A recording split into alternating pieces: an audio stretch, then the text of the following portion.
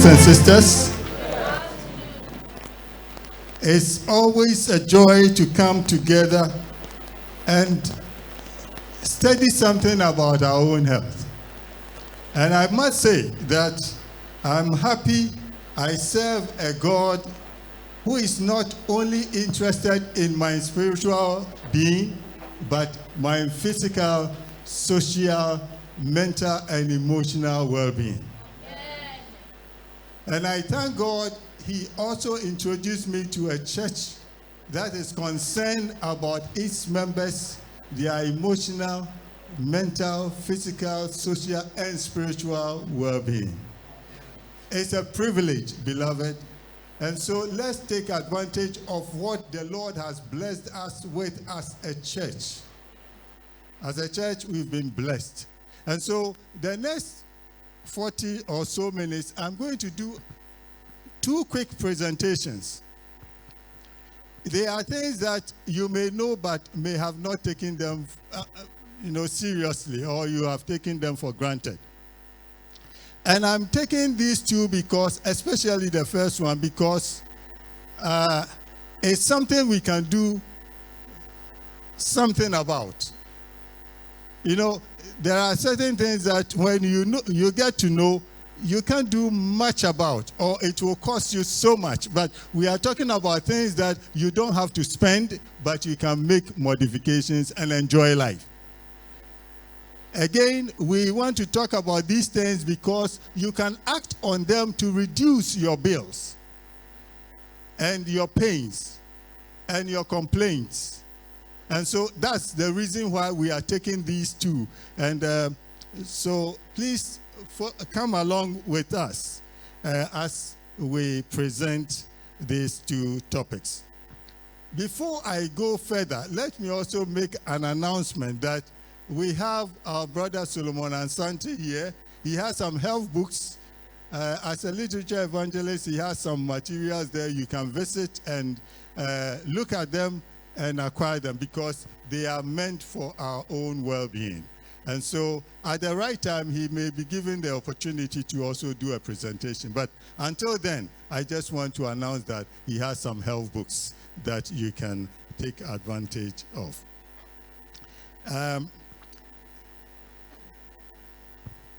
She read for us 1 Corinthians 10:31. In fact, God will always want to have a relationship with his people. And that relationship should translate into how we live each day. And that's why the scripture says, whatever we do, whether we eat or drink, we should do all to the glory of God. So the question then is, if I am sick, is God glorified? Is God happy to see me sick? So, especially if I can do something about it and I don't. Especially if I'm the cause of it. And so, the scripture tells us that in everything that we do, we should do it to the glory of God. So how do I dress? How do I eat? What do I drink? All these things must be put into the right perspective. Am I glorifying God? And so this afternoon, we are looking at dehydration. And once I mention dehydration, you all know that I'm talking about water as well. Why do we have to talk about this? It's because many people, including some of us here, are getting sick that they should not be sick. I have a book here, the author. I like him because he has done a lot of research and has written so much. Dr. Bat Mahelich. He says, you are not sick, you are thirsty. You are not sick, you are thirsty. Because we have found out that many people are sick because they don't drink water. Now, a number of people are getting kidney diseases and many other complications. Auntie Jacqueline will tell you how much it costs for dialysis. You can actually use up all the funds you have in your home if you are not careful. But we can save ourselves from all these troubles. And that's why it is necessary for us to remind ourselves of these things. So dehydration is the culprit. Dehydration, lack of water in our system, is the cause of some of these challenges we are facing. And so how do we deal with them is something we need to know. Water that God has given to us is for life and healing. He gave it because he knows it will help us. But let me ask you, not today, but yesterday, how many glasses of water did you drink?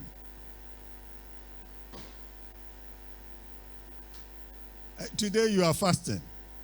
And so yesterday, how many did you drink? Yesterday, some fasted, but some didn't. If you didn't, if you did, you did not fast, what do you have? How many glasses did you drink? Or cups? Or sachet? Sachet is 500 ml. So one will be 1 liter. 2 will be 1 liter. Okay. So how many did you take? 2. Okay. For the whole day. For the whole day. Okay. Okay. Any other? 4? How many took 4? 5. 6. 8. 8. 10. From 8 we don't have any. Wow. We are in trouble. This pastor should come and hear this. Please, we should be taking more than that. Especially if you do some tedious, strenuous work. You need to get this. And that's why I titled it, Dehydration is the Culprit. Because if you don't drink, then you'll be dehydrated. And then you begin to have all these kinds of challenges. Thoreau said, water is the only drink for who? A wise man. And you are all wise people here, isn't it? You are all wise because you fear God, isn't it? Proverbs 1:7. What does it say? The fear of God is the beginning of wisdom. And if you have wisdom, it means you are wise. And you are all seeking after God, isn't it? So you should be drinking water. If we are not, then we are not doing the right thing. Water is ranked second only to oxygen as essential for life. So if we cannot do away with oxygen, then water is so important to us. That's why we go back to the title, Dehydration, the Culprit.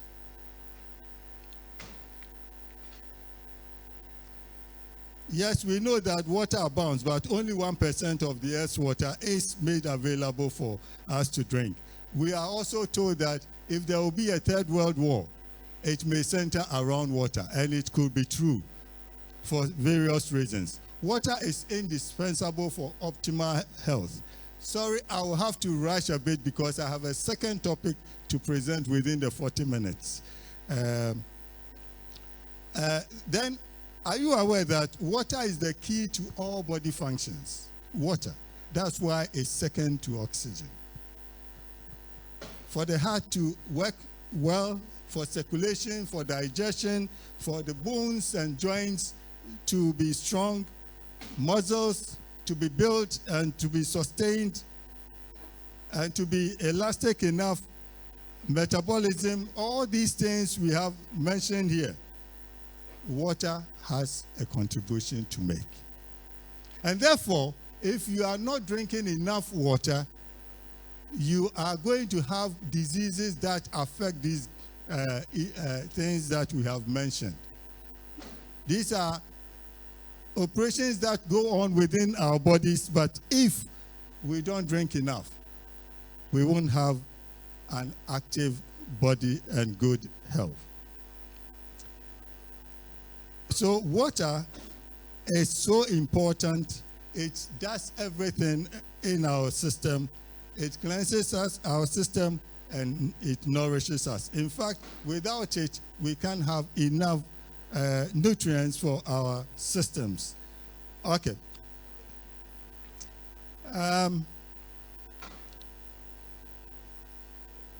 Are you aware that 2% loss of water may manifest itself in the following areas? That is, if you lose 2% of your body fluid, water, you have short-term memory loss. It will lead to lack of concentration. So you'll be doing something, but you may not be concentrating on it. Lack of water.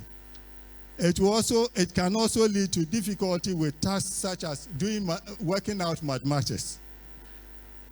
And daytime fatigue. Some people, every time they are tired, ask yourself, have you drank some water? It is interesting to note that 75% of human beings that you can count on this planet are chronically dehydrated. So it means that if we are to count ourselves and we are 100 or 150, or let's say 100, 75 of us may not be taking adequate quantities of water in our system.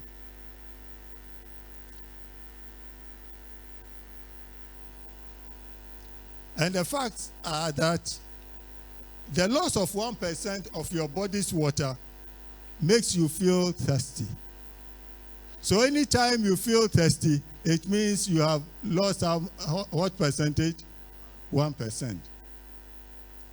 So why do you wait until you feel thirsty, losing 1% before you put in? So it's a habit we should cultivate. We should learn to take water because it will help us. Don't wait until you feel thirsty, because by the time you feel thirsty, you've already lost 1%.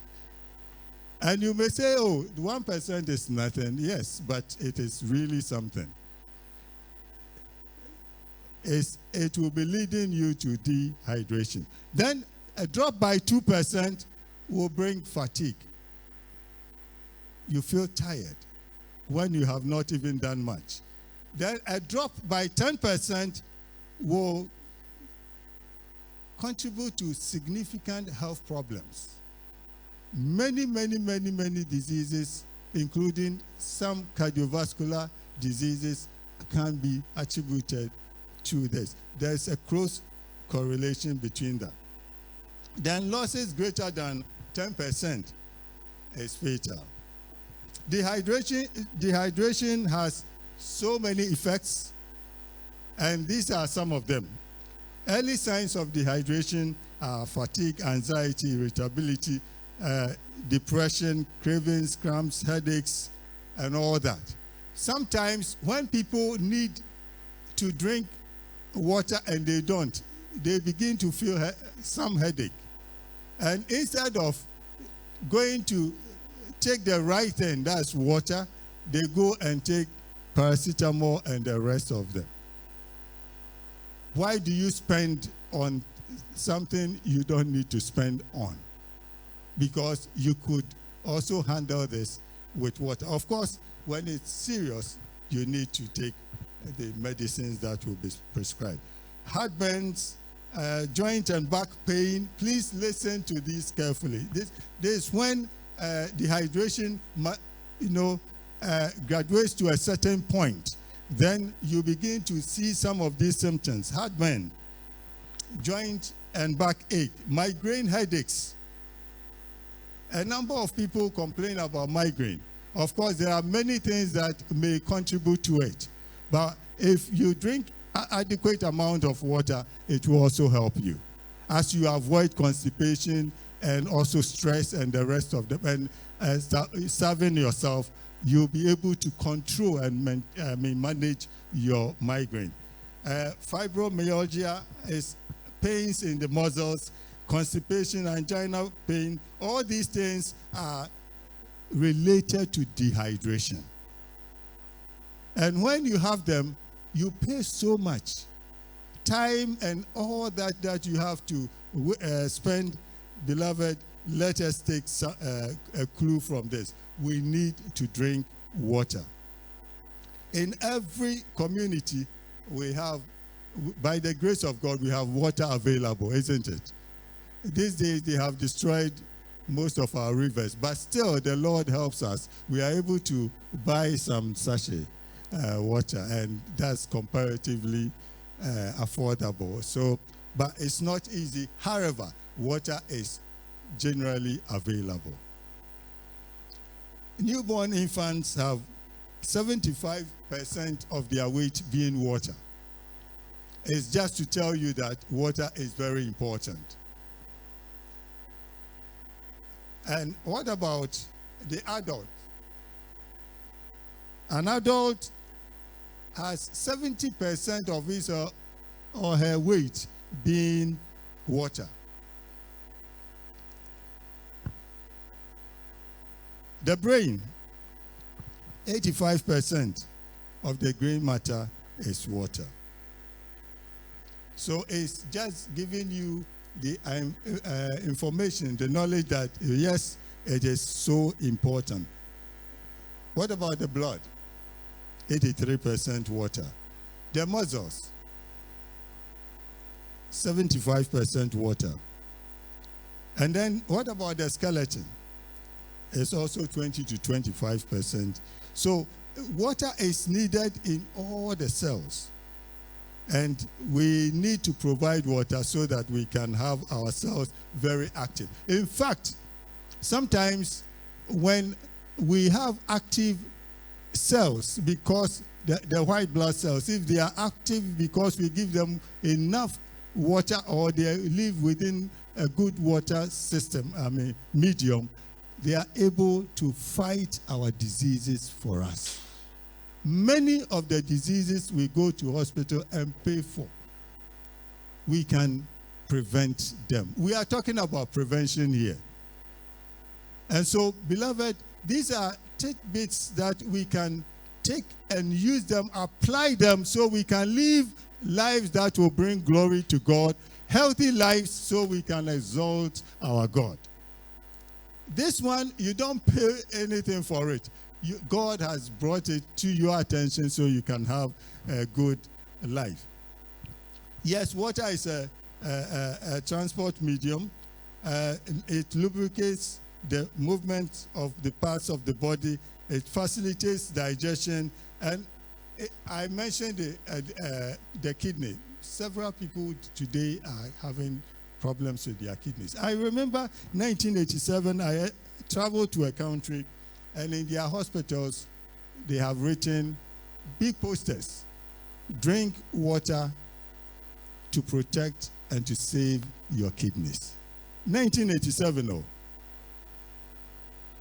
Drink water to protect and to save your kidneys. Beloved, we can do something about that. We can drink enough water for the day. I asked, and I noticed that the maximum that people drank yesterday was 6 glasses. But that was woefully inadequate. For many of us, we should take more than that. Okay, so we have water. There's so many other things. Because of the second presentation, I just want to be sure I move through it quickly. And we lose water through our urine, stool, sweat, breathing, and all that. So as we do this, we must also ensure that we are replacing our water. When we don't replace them, then we have dehydration. And I mentioned that dehydration is the culprit. About 30 different diseases have been identified to be caused or to be related to dehydration. And we, as I said, we can save ourselves from these things. Sufficient water is important to our health, so let us take note of that. And Loma Linda has done a study, and they are saying that healthy men who drank 5 or more glasses of water daily had a 54% decrease in the risk of fatal coronary heart disease compared with those who drank only 2 glasses. So if you drink more, it helps you. If you drink less, you have problems. And then women who drank 5 glasses of water lowered their fatal heart attack risk by 41%. Can you imagine that? So these are empirical studies that have been done, and we can take advantage of them and make sure that we live good lives, healthy lives, so that God will be glorified. Water thins the blood. It reduces the risk of blood clots. Today, some people also have problem with DVT, deep vein thrombosis. Drinking water will help you so that you can also, avoid or prevent the clot formation and all that. Drink water. Beloved, drink water. Is it difficult to drink water? I hear some people saying, oh, but to drink, I just don't feel like.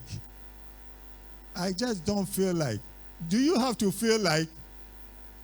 By the time you are sick, it will be too late.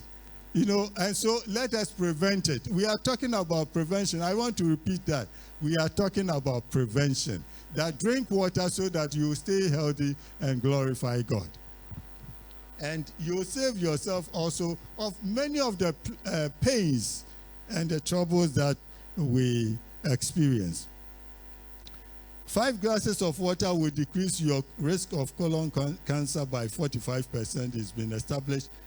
Breast cancer by 79% and bladder cancer by 50%. So these are telling us that we cannot give any excuse. We have to drink water. God in his wisdom gave us water abundantly. Like oxygen is free, isn't it?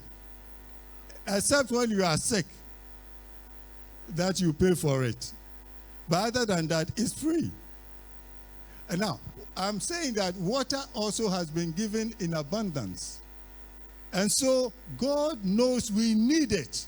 That's why he has provided it. Please, let us honor God by also drinking adequate quantities of water each day. I know those of you who have been Adventists because for many years, because of our temperance messages, you know all this. But then, do we do it? That's why we keep reminding ourselves that this is very important. We should do that. My dehydration slows metabolism by about 3%. If you feel fatigued, water is the issue. If you are having back and joint pain and fuzzy short memory, water. Lack of water causes so many problems. And we have said that even students, our children who are in school, if you are not performing well in mathematics, look at water. Yes, drink water enough. Okay. Does the body tell us when we need to drink water? Does it? But then we said by that time it's a bit late. So the body tells us that we need water, but we should also make sure that we drink without waiting for the body to tell us, I need water. It shouldn't plead with us to provide it with water. We should consciously provide our bodies because, our bodies are so important, isn't it? We should value our bodies. And if we value our bodies, putting in what will help it, we should. And nobody should even compel us to do it. So, beloved, it's just that sometimes we overlook some of these things, but we are saying if we are preparing for Christ to come, then we should be strong to work and to prepare ourselves and others for his kingdom. So, water is important. Dehydration is a culprit. So families that don't drink water, please, when you go back, it should be one of your resolutions that everybody in this house, you must drink adequate amount of water each day. I believe it will help. Okay. Dehydration results in fatigue. We have mentioned all these things, mental depression, and eventually it can even lead to death. Okay. Lack of water can be the cause of many ailments, and I have said that some of them include hypertension, asthma, allergies, and migraine headaches.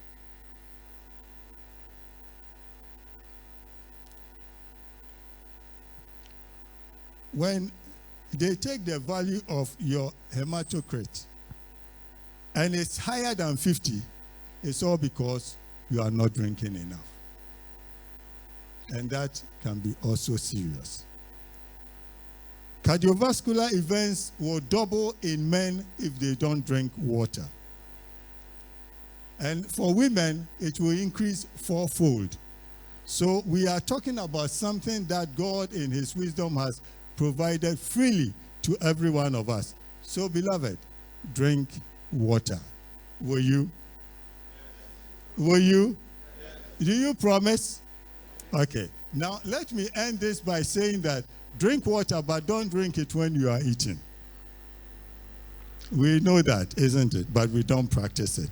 But there is a scientific support to that we don't have to drink whilst we are eating. Drink before you eat. At least 1 hour before you eat. Somebody, yeah. Some years back in Amakom, a white man went there and did a presentation, temperance. And the person said, drink a lot of water, but don't drink water when you are eating. Then somebody in the congregation said, only a toda.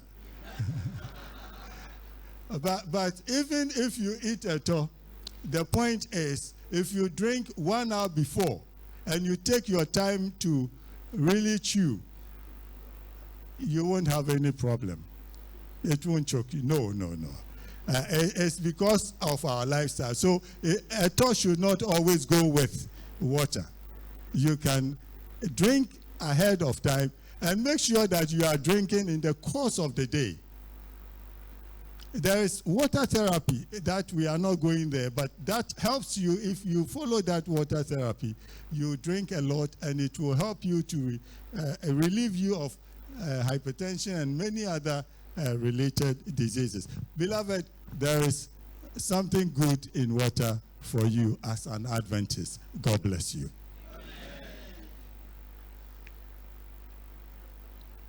Then there is the second one. And I think I was trying to observe, and I see that by the grace of God, we are doing well.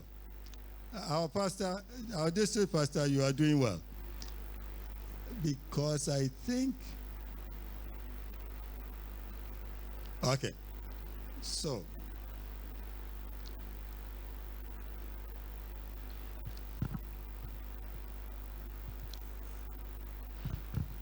okay.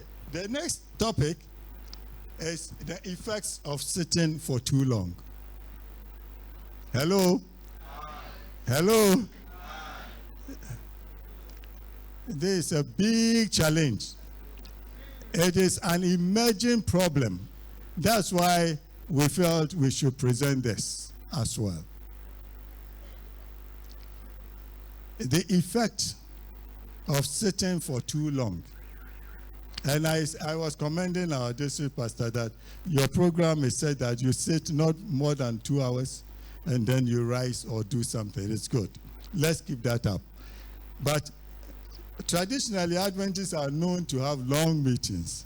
But I think these days, right from the general conference, we are having breaks in our meetings. When they have meetings, long meetings, every 2 hours, they ask for 5 or so minutes break. It's been going on, and I think it's a good practice. The point is this: the effect of sitting for too long is scary, it's serious. But most people who work in the offices, even not only in the offices, those in the markets, market women, they don't move.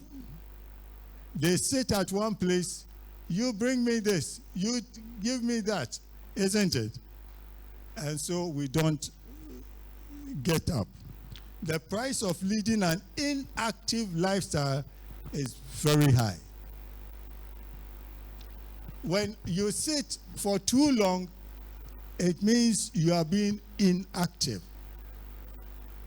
And that can be very, very dangerous. Most people spend about half the day sitting. The body is not primed to be in one position for too long. So God, in his wisdom, made us to be able to move around.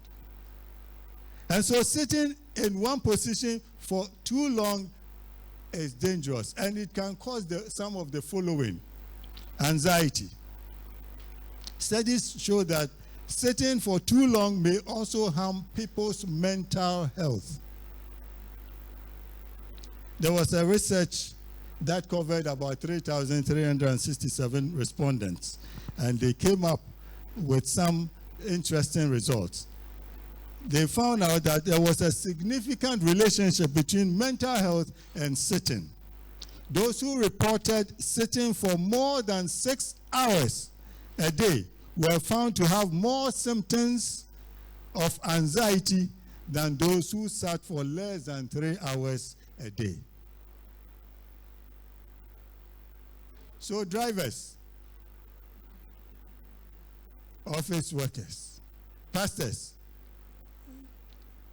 lawyers. Lawyers stand most of the time. You sit. Always work, office work. Okay. So they also sit. So who else? Hey, they are worse. They are seamstresses. So you see that most of the jobs we have, the trades we apply, we definitely have to be very careful because we are sitting too much. Okay, now listen. Because of that, it gives you a reason for you to be running, because it will help your mental health. Depression. Depression is also another effect of sitting for too long. As I said, and I'm repeating, this is an emerging area of study that we need to be careful about. Sitting too long. Since sitting reduces circulation, it's harder for feel-good hormones to make their way to receptors. You see, there are some hormones that should help us feel good, but because you are sitting, they are not able to produce and make us feel good as we should. And so a study was done. It involved about 9,000 people, and this is what came out.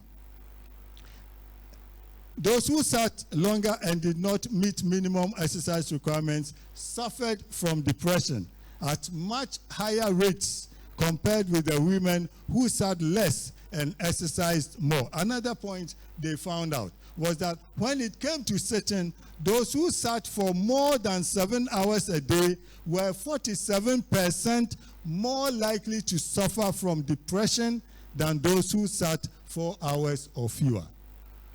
I want to repeat that because it's a serious issue. From that study of about 9,000 people, the outcome, one of the key outcomes was that when it came to sitting, those who sat for more than 7 hours a day were 47% more likely to suffer from depression than those who sat 4 hours or fewer. Weak muscles. Muscles are also healthiest when they are being used. You know, when we move, when we exercise, then our muscles enjoy their lives. And it should be exercised on a regular basis.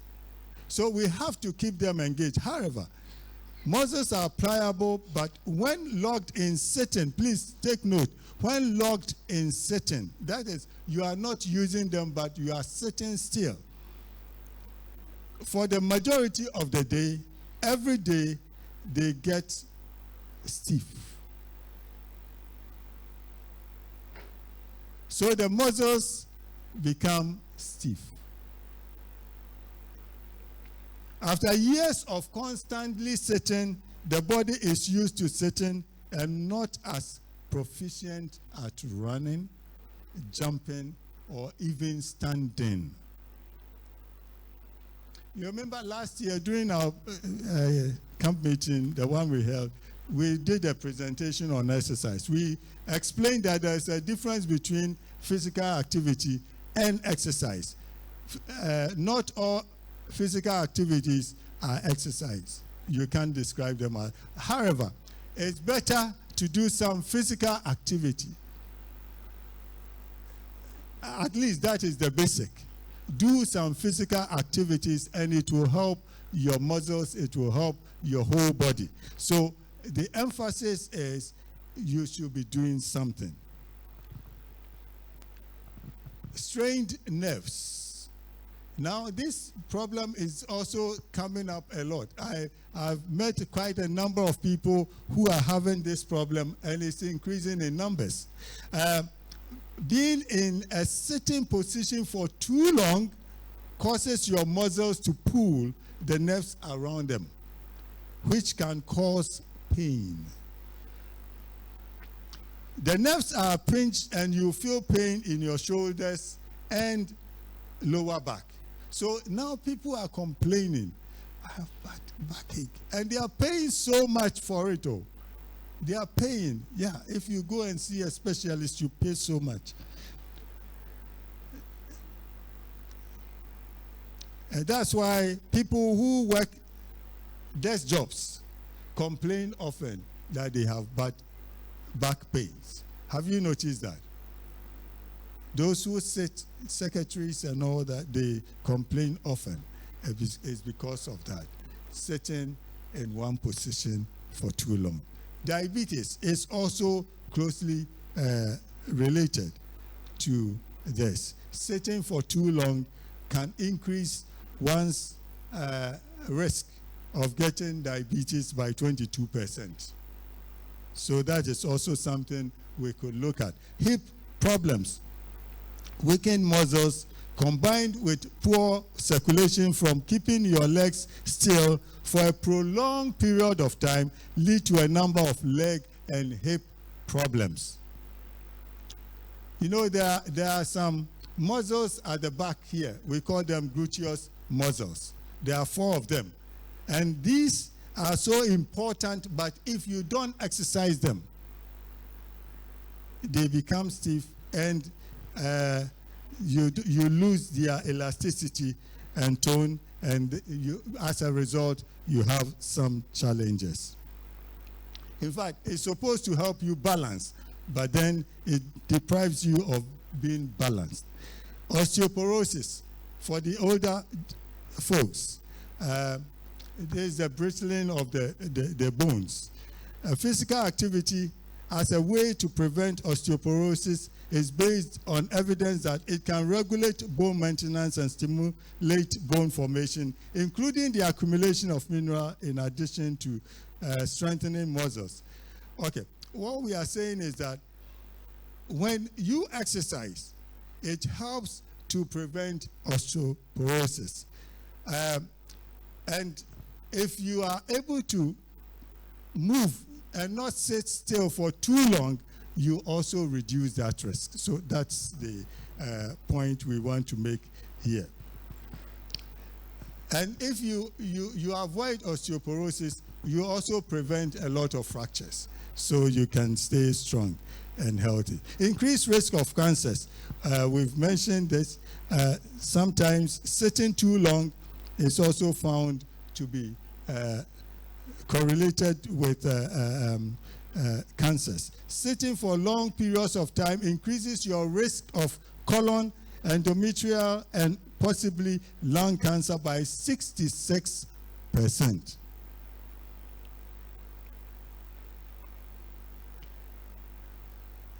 Bad posture. Bad posture. When you sit for too long, it becomes difficult to maintain good posture. And so, if you don't sit well, it affects your back and your neck as well. You will naturally begin to slouch. In fact, it is very important for us to sit well with our backs, on the back of the chair. It's important. Poor posture doesn't only look unattractive, but it's painful and messes up the spine. These days, many go to the hospital with spine problems. Heart disease is also another problem that sitting still, sitting for too long also brings about. And so from driving in your car to sitting in your office chair and watching television on the couch, all these, you tend to spend more hours on that. Some research studies have been done. I will show you very soon about the hours you spend in watching TV as you sit.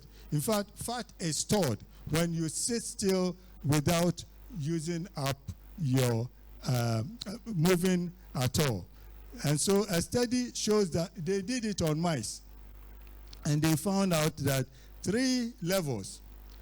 One is laying down for most of the day, standing for most of the day, and exercising for the mice.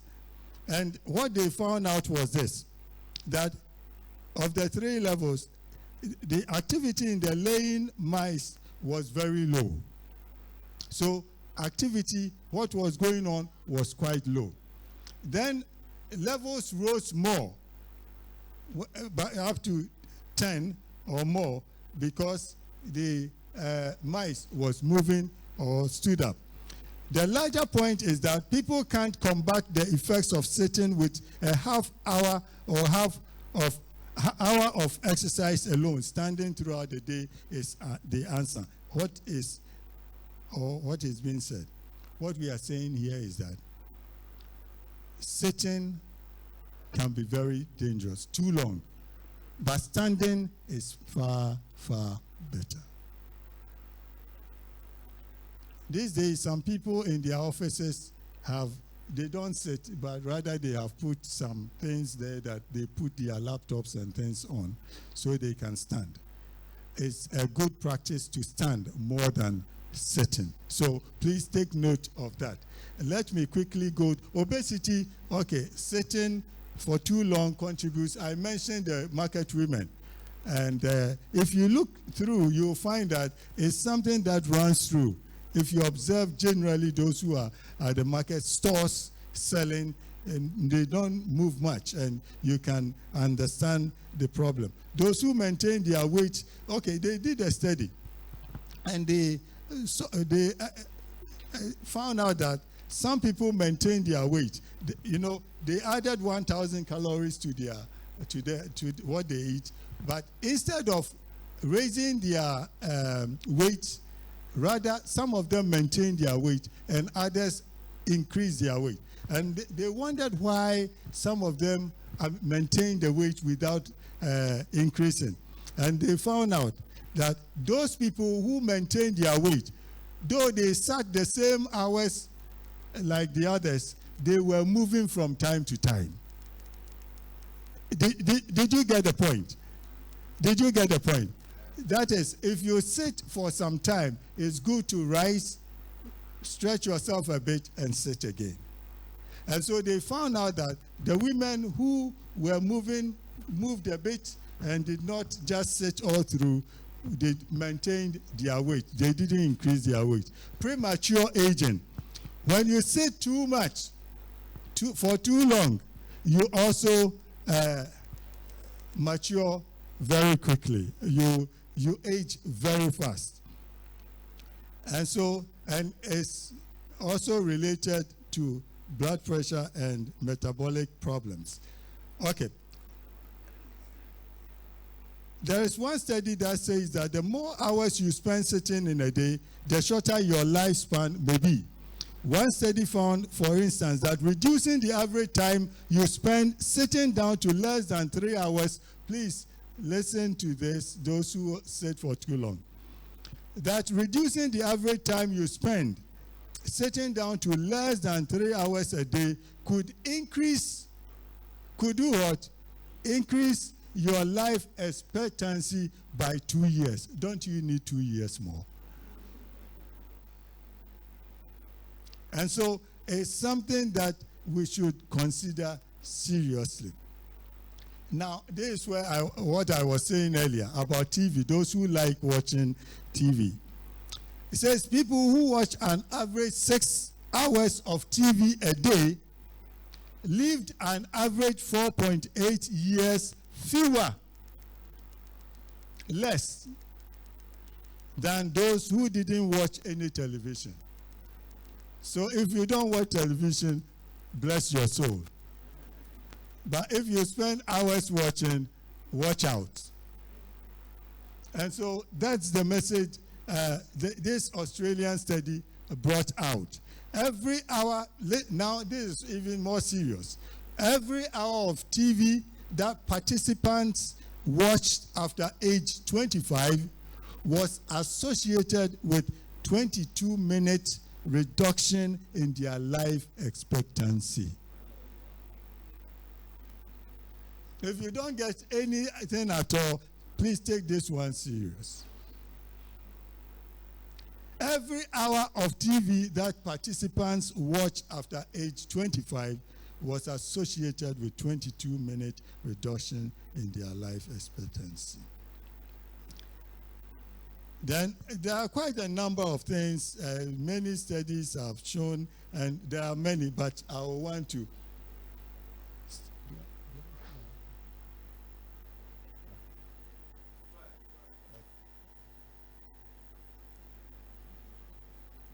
All right. Okay. So chronic fatigue. It is common knowledge that people who work out on a regular basis have more energy. In fact, cancer patients' symptoms improved when they began exercising. And various studies have shown this, that if people who had cancer were able to walk and do all those stretches, it helped them. And other researchers suggest that light exercise reduced feelings of fatigue by as much as 65% and boosted energy levels by 20%. So these are facts. Chronic pain. Always you are having pains. Yes. When you sit for too long, the muscles in your back and neck tense up. And before you know it, you'll be suffering from serious aches and pains throughout your shoulders, neck, and back. I mentioned DVT, deep vein thrombosis. I've had some friends who died as a result of this. DVT. It's a dangerous one. It's a clot that forms in the legs, and as it circulates, it can go into the heart, it can go into the brain. People just die as a result. And that's why those who fly, you travel by air. If it is a long distance, some of the airlines will advise you to stand up and walk in the course of the trip, because sitting for too long can be very dangerous, the blood clot. And that's why some airlines will even give you exercises that you'll be doing whilst you are in the plane or you are on board. And so these are things that we should be careful about. Yes, deep vein thrombosis can cause death, but we can also prevent it. Varicose veins. Yes, that's also, there was a study by Johns Hopkins that also showed that, yes, there are problems when you sit for too long. It contributed to this. then progress from exercising is gone. You see, when you exercise, you have the desire to be exercising. But if you stop and you sit still for too long and for days without doing exercise, when you are inactive, then it gets to a point you lose the interest. Now, we exercise for a purpose. When we do exercise, normally we look at aerobic exercise to help endurance, the heart. Now, when you have been able to exercise so well and you have built endurance, your heart is responding and doing very well, and at a point you stop. In fact, when you stop for 3 weeks, you come back to where you were. I want to repeat that. They say, some studies will say 2 weeks, but generally 3 weeks, you come back to where you were. However, if you start exercising, by the 3rd week, you'll be able to, you reach a level which will be half what you can do. So as you do more, you get better, you build endurance, your heart is able to resist and withstand difficult times and challenges and activities. And so we want to encourage you, do some exercises. Weight gain, or dementia. Dementia is becoming a problem in our country today. Dementia. Now, it's also, some studies have related that to sitting for too long. Okay, so what's your decision?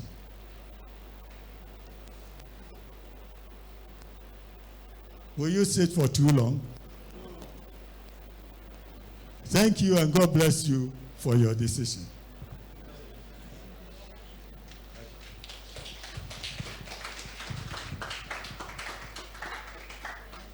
Thank you, Pastor. Tell me if you love my Jesus. Love and tell me if you love my God. I want to know. I want to know if you love.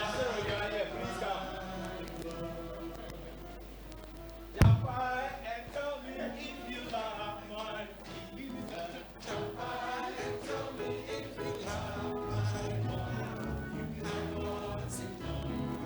I want to know if you love my God. Sit down and tell me if you love all right.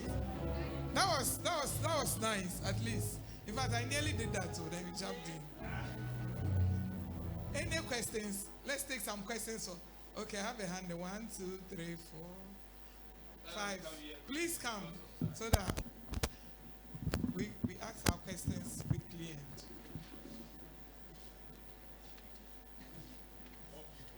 No, hello. There are about 5. I thought I saw your hand. Okay. Elder Abia, I saw your hand. I saw your hand too. And so come forward, please. Or come forward. All right. Okay, so too little water is not good for us. Too much water is also not good for us.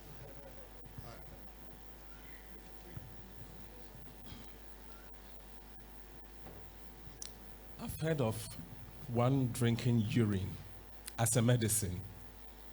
Is it good for one to drink urine? Urine.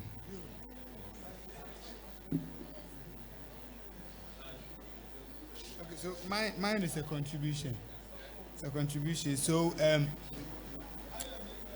during the presentation, Pastor made mention of sitting upright with the back leaning on the backrest. I also watched the video on the research done, and there's no one kind of sitting posture. You see, no matter how good the posture you assume during sitting, you tend to get tired at a particular point in time. So you can mix different postures. So you sit by the laptop, you can lean forward a little, sit upright a little, maybe cross your leg a little. You shouldn't assume one posture for a very long time. Even though you think it's going to help, it will end up hurting you. And the other thing I wanted to talk about are some exercises you could do whilst you are in the office. You might not even have to step out of the office. So you can sit on your chair, maybe pull your chair backwards, and then do some leg raises. You can get up and try to do some small incline push-ups on your decks. Like you hold your decks and try to push forward and backward a little. You can do some stretches. And sitting for long, especially those who use computer, and I think lately most of us who work in the office, we use laptops or electronic devices one way or the other.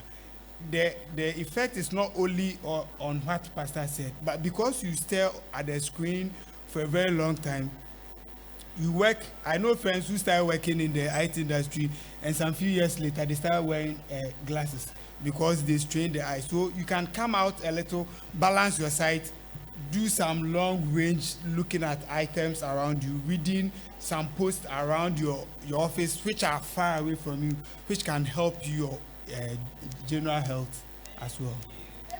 Thank you very much. Thank you.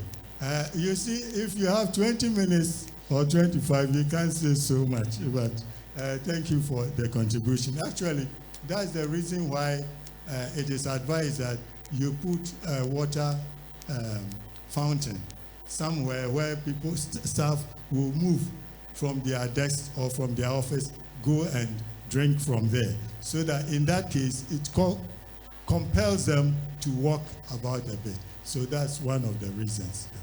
Okay. Now, let me take the urine. Urine is a new area, but please, I will not, I won't advise that. It's a new area. Some people have gone into it, but I won't go into that, please. It's not recommended. It's not recommended, so let's avoid it for now. And then too much water, yes. Yes. Yeah, too little water gives problems, but also too much of it. You know, that's why as Adventists we always talk about moderation. Yeah, so not too much, but you see, we have a way of calculating it so that you know how many glasses of water you need for a day. If you do so much work, we have the basic, and then if you do too much work, strenuous work where you perspire too much and all that, then you take additional. But we have always said that 8 glasses a day is the minimum. You can go beyond. I take 3.5 to 4 liters a day. It will, each sachet will be about 2 glasses. One sachet, 500 ml. Yes, the 500 ml will be, depending on, but sometimes Ghanaians, our glass, you know, our glass, but I'm using the standard glass that, yeah. So sachet, if you have you take about 6, you know, but if you have a big weight, your weight is heavy, then please you need more water, honestly. No, I said that you need to take, yes, 6 is 3 liters. 3 liters. 3 liters, you need more than 3 liters. Because I did my calculation, I need between 3 and 3.5 liters a day for the whole day. But because I do exercise a lot, I take 4, sometimes 4.5. And so that's the thing. But the point is that if you see, is it difficult? You see? Too much, 6 sachets the whole day. Mr. Hammond, 6 sachets the whole day. In the morning you take 2. In the afternoon you take 2. And then in the evening you take 2. 6. Yeah, Paul. Okay. Mr. Hammond, let me complicate your life for you a little bit more. my family members are here. They will tell you. Every morning, 1.5 liters I drink. Straight. And then the rest will be, taken in the course of the day. But 1.5, I've done this for more than 16 years. And I'm not on any medicine, no prescription, no.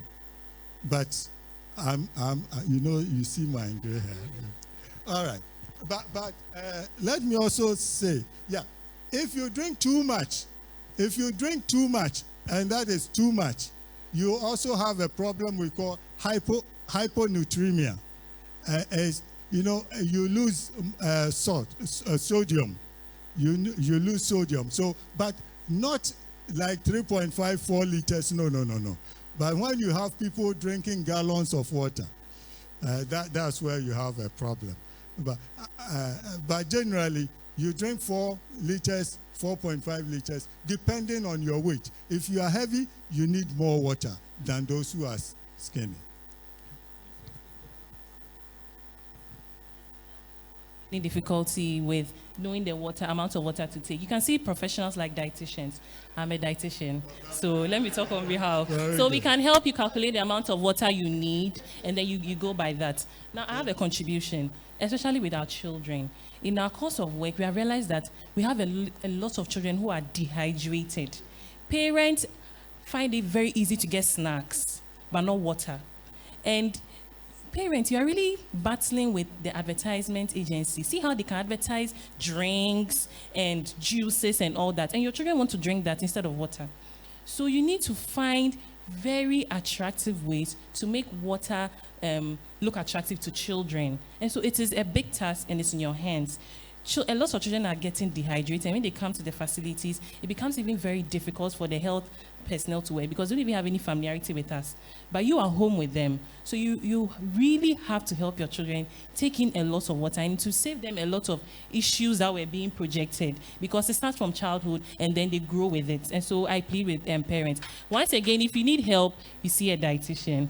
And then my question is, with the sitting for too long, I wish maybe you could give us, because I feel like it's subjective. My too long, maybe somebody's too short or something. So if you can just give us an estimate of time, because even the consulting room, we sit for hours because of the patients coming in and out. Okay, thank you very much. That's why I said also that if you sit for about 2 hours, you sit straight 2 hours, you stand up and do a bit of walking around.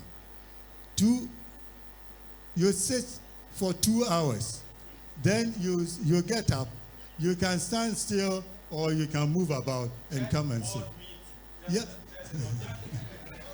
No, I mentioned that Adventists are known to spend hours in their meetings. But the point is that if we sit, and honestly, the General Conference is practicing that. Hello, the General Conference in its meetings these days are practicing that. They are practicing it. So we should also learn from them. But it's all because of the dangers that are associated with sitting for too long.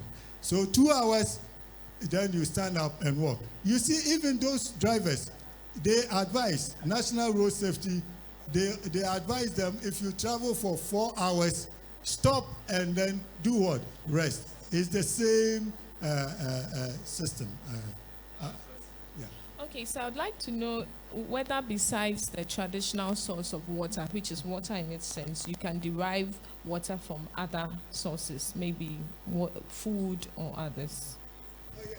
Yes, thank you. Yes, when we eat, food also gives some water. So when you are doing the calculation, yes, besides drinking, you also take some food that contains some water. And so that contributes to it. However, sometimes it's not that much. The dietitian can tell us how much it contributes, but not so much. And that's why you have to complement it with some water. You drink water in order that you can increase what amount of water you have in the food. What is in the food is not so much, but it contributes, definitely. And I should also say that you don't have to be constipated.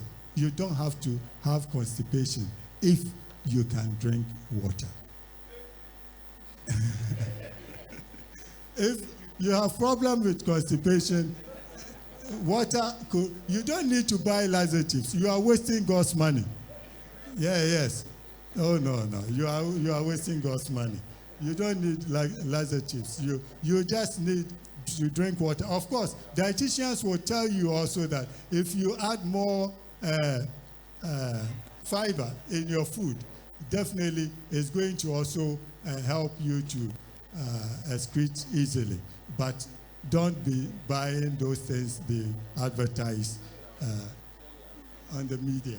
Okay, thank you very much, and God richly bless you. I believe that you are going to enjoy vibrant health. By the next time we meet, you will all be jubilating and praising God. God bless you.